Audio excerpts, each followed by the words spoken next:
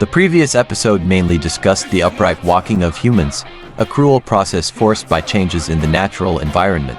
In summary, although life in the trees was relatively carefree, the ability to harvest food more easily set the stage for later bipedal walking on the ground. The need to see over the tall grasslands for searching and warning provided reasons for upright posture and running. However, bipedal walking unexpectedly gained an energy advantage, allowing our ancestors to travel further. The innate disadvantage in speed was compensated by the acquired advantage in endurance. Consequently, the evolutionary direction favored genes associated with long-distance running, and this unique skill gradually set humans apart. It should be noted that this is not a case of use it or lose it, but rather individuals with a certain gene sequence mutation in their DNA inadvertently gained a survival and reproductive advantage, leading to the spread of these genes in the population over millions of years, resulting in overall evolution. Some friends have questioned why the long-distance running ability of humans didn't force herbivorous prey to evolve in the same direction. This is primarily a matter of gene frequency. Herbivores face predators not only from early humans but also many other hunters. In fact, before humans entered the stage of explosive population growth in civilization, their numbers were quite small. For prey, the main threats were still short-distance sprinters like lions and hyenas. At the beginning of evolution, the abilities of long-distance and short-distance running were not prominent. Thus, the evolutionary pressure for long-distance running brought by humans wasn't significant for herbivores. Evolution requires sufficient environmental pressure, and the few human hunters didn't have that much impact on the entire ecosystem. It is important to understand that evolution is never driven by a single factor but by a combination of factors. As a minority, human ancestors could fully exploit this advantage to obtain ample nutrition, which then allowed for the development of a biological luxury, the brain. To this day, scientists have not fully understood the workings of the brain, primarily because the material basis of consciousness is not yet known. Some speculate that conscious thought might be a quantum-level reaction, mainly considering the impact of conscious observation on quantum mechanics experiment results. However, this is just speculation, and verifying it still has a long way to go. Nonetheless, we can still gain a fairly clear understanding of the evolutionary pressures on the human brain based on geological changes and fossil samples. The evolution of the brain was also driven by survival pressures, not an active choice. First, as mentioned in the previous episode, Lucy began walking upright, but her brain capacity was only 400 milliliters, which means her behavior was roughly comparable to that of a chimpanzee. Chimpanzees in the forest also make tools, use team strategies to hunt monkeys, engage in political assassinations within their groups, and form alliances, but that seems to be it. For a million years ago, they were like this, and so were we. But while the brain capacity of forest-dwelling chimpanzees did not increase, the brain development of bipedal humans on the grasslands began to sprint, increasing threefold to 750 milliliters in the following 2 million years. At this point, the intelligent brain began to show obvious advantages. Perception abilities, social skills, emotional expression, and even emotions gradually formed, creating new social demands and competition. The foundation of advanced intelligence was laid. Thus, the brain capacity of humans continued to rapidly expand until the appearance of Homo sapiens 2 million years ago, when brain capacity soared to about 1,400 milliliters. It then stopped increasing and even slightly decreased. Clearly, this was the limit. All necessary functions were present, and any larger would exceed what the environment could support. So, how did this process occur? First, it must be clarified that bigger brains are not necessarily better. They are simply tools for organisms to cope with their environments. An oversized tool becomes a burden. Moreover, the brain is a luxury item, consuming a vast amount of energy. Although the brain accounts for only 3% of the body's weight, it consumes 25% of its energy. Over 4 million years, the human brain has tripled in size, but its blood supply has increased 6-fold. This conclusion is drawn by biologists from observing the vascular diameter and quantity in fossils from different periods. Previously, in the trees, our eyes typically only had to process images within a few meters around us, handling relatively few tasks. But now, as humans moved to the plains and had to continually scan the surroundings over several kilometers, the amount of information to be received and processed increased dramatically. The most crucial aspect of this is color recognition. In the natural world, most animals, including primates, see a grayish world with only black, white, and gray because they do not rely as much on vision to gather information. This is why some animals with flashy colors can still be considered camouflage to us. Taller animals like giraffes can recognize yellow and green, as their height gives them a visual advantage. Birds, except for nocturnal ones like owls, mostly see a colorful world. From this, we can see that the greater the reliance on vision, the more colors can be distinguished. The nature of light is electromagnetic waves, differentiated by wavelength, frequency, and brightness. Humans can recognize over 6,000 colors within the 380 to 780 nanometer range of visible light. This adaptation to the grassland environment's demands emerged for a million years ago through harsh living conditions. As the number of distinguishable colors increased, the amount of information the eyes received surged, necessitating a powerful processor to handle this data. Otherwise, the colorful world would only cause dizziness. This is similar to a digital camera. Without a strong chip to process information quickly, images captured while running would be unwatchable. After processing the information, it must be stored in memory, so the next encounter with the same objects can be quickly compared, forming a repository of experiences. Therefore, memory capacity also needed to expand. Combined with the balance requirements of bipedal walking, the brain had to evolve rapidly to meet these needs. This was not an active evolution of the brain but a response to drastic environmental changes speeding up evolution. Essentially, individuals without such mutations would die faster. This is a passive process, a reduction in the number of ape men, allowing those with suitable mutations to gain more living space and resources. As mentioned earlier, the brain is a luxury, and this evolution was forced by harsh environments. Other animals, with various innate advantages like smell, hearing, and tactile sensing, did not need to evolve such an energy-consuming organ. Mutations that resulted in slightly smarter individuals did not yield significant benefits and instead became individuals who were always hungry and prone to starvation, making this a harmful mutation. However, evolution is not goal-oriented. Considering how humans later spread across the globe like locusts, it can be said that the brain's emergence was a blessing in disguise. Because of this high-energy consuming mechanism, humans soon acquired the unique ability to chase and kill over long distances, and thus obtained abundant supplies. The sufficient supplies made possible the further development of the brain. The various experiences stored in the brain can be summarized as hunting skills. For instance, if one day a human saw an antelope get impaled by a sharp branch while running, they might realize that such branches could be used as hunting tools. Other animals do not develop this kind of awareness. The division of labor in social groups increases hunting efficiency, and hunting itself requires a certain level of intelligence. Even lions and tigers learn some skills during their playful fighting in their youth. Herbivorous animals generally have smaller brains and do not need to exert much effort or thought to find food, as it is abundant. Thus, their behaviors are largely instinctual, ensuring that carnivores always have some herbivores to eat. However, plant fibers are low in nutrients, causing herbivores to spend a lot of time eating daily, requiring multiple stomachs and extended intestines to digest their food. As humans' hunting skills improved, they could consume more fresh meat, efficiently supplementing their nutrition and leaving more time to observe, learn, or interact with their group members. They could also spend time making tools. At this point, another evolutionary driver emerged: bipedal walking, freeing up the hands. Consequently, hands became versatile tools responsible for feeling and touching. They could evaluate the weight, temperature, and texture of objects. All this sensory input generated massive amounts of information, requiring the brain to process and react quickly. This series of stimuli led to a rapid increase in brain size.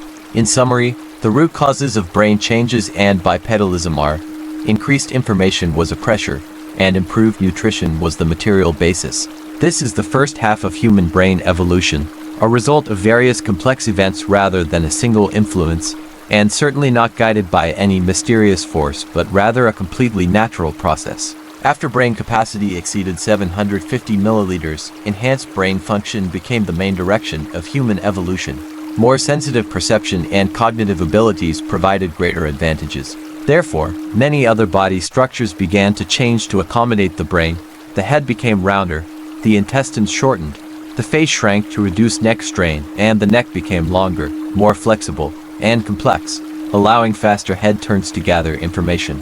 Many primates still need to turn their entire bodies to change their viewpoint. Socially, as the brain's visual processing ability improved, humans' facial muscles began to increase. This allowed a wide variety of expressions to convey their feelings. Subtle facial muscle movements could be detected by others' eyes, and their brains could analyze their meanings. Humans even evolved visible sclera of the whites of the eyes, which is not good for hiding in the environment but clearly shows the direction of one's gaze. Combined with eyebrow movements, humans could express concentration, disdain, and various other emotions. Other primates typically have dull eyes and rigid expressions. All these differences originated from the fact that our ancestors were on the eastern side of the East African Rift. The brain's ability to distinguish began with vision that soon extended to hearing. This does not mean we can hear quieter sounds or detect infrasounds or ultrasound, which are innate advantages for many animals as previously mentioned. Instead, our enhanced hearing refers to our improved ability to distinguish sounds we could already hear, separating sound waves of different frequencies more precisely, similar to how we differentiate electromagnetic waves from our vision.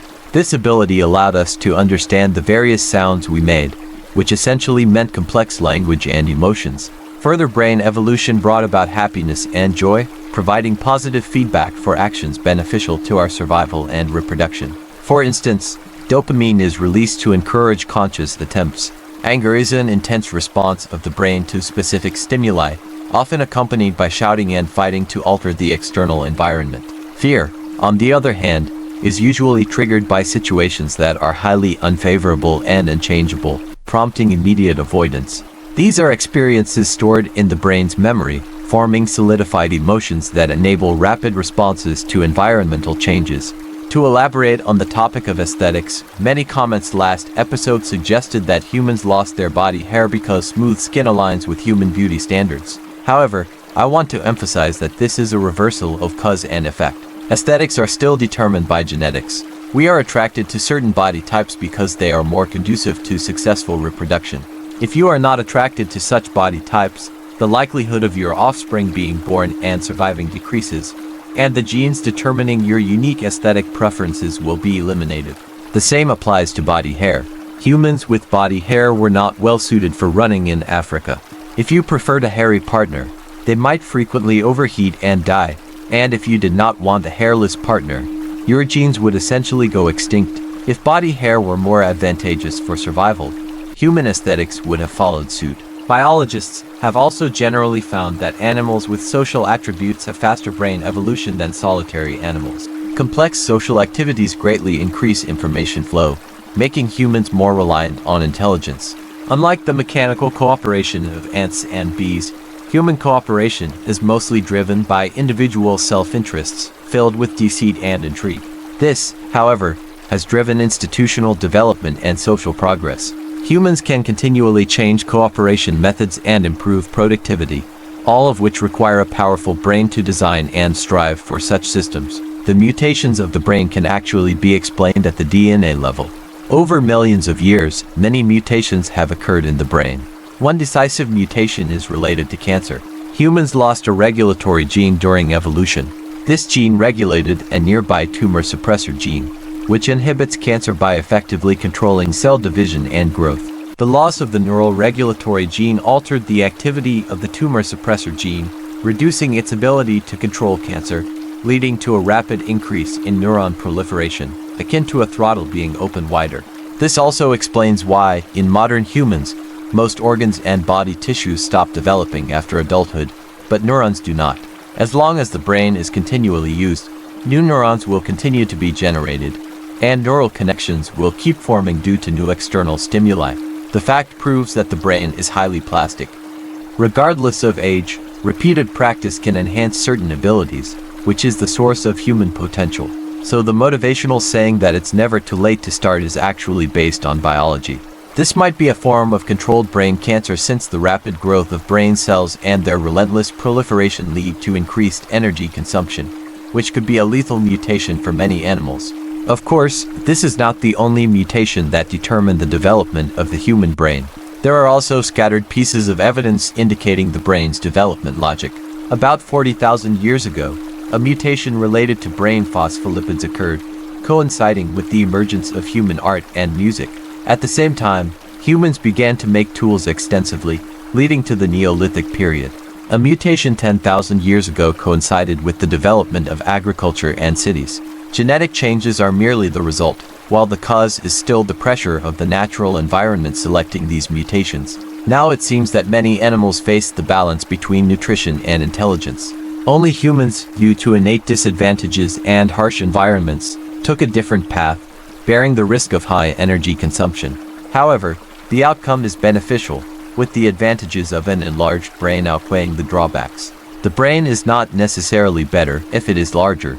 According to artists' research, an indisputable fact is that the human brain has shrunk by 1/6 since entering civilized society, meaning we have actually become less intelligent. But this is not absolute. Imagine humans 20,000 years ago who needed to identify directions constantly, recognize tracks of prey and predators, identify hundreds of plants and remember their functions, climb rocks and trees, and make various spears and arrows. These materials were not purchased but found in nature and processed with intelligence. Compared to modern humans, early humans only had stones and branches and no tools. In contrast, our reading comprehension and recognition of text, graphics, and symbols today are capabilities they could not have achieved back then. Therefore, the brain is a tool, not continuously growing. Different brain regions will increase or decrease according to the environment. In this regard, Einstein's brain provides evidence. There is no denying that Einstein, who proposed the theory of relativity and the photoelectric effect, was much smarter than most people. So, in line with his scientific spirit, Einstein requested that neuroscientists study his brain after his death. In 1955, Einstein passed away, and his brain was divided into 240 pieces for research. The results showed that his brain was quite ordinary in size, even slightly below the average human brain size. Scientists tried to find unique features, but nothing related to intelligence was discovered. Instead, the results showed that Einstein had mild autism. He began speaking later than most children, had a reclusive life before adulthood, and often forgot everyday matters. Those with these traits should not feel proud, as they had little to do with his later achievements.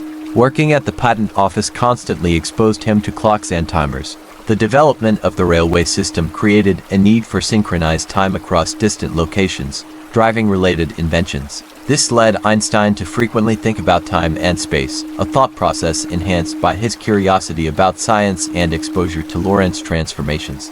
Combined with autism-related antisocial behavior, he had more time for independent thinking, which ultimately resulted in the theory of relativity. In other aspects, Einstein's brain was ordinary, or even inferior to common people, supporting the idea of brain plasticity mentioned earlier. Biologically speaking, there are no so-called geniuses in the world. That is just a social label for certain special talents, still a manifestation of biological diversity. In conclusion, we need this kind of brain because we have this kind of body. With this brain, this level of intelligence can direct such a body. The improvement of learning ability is one of the byproducts of brain evolution.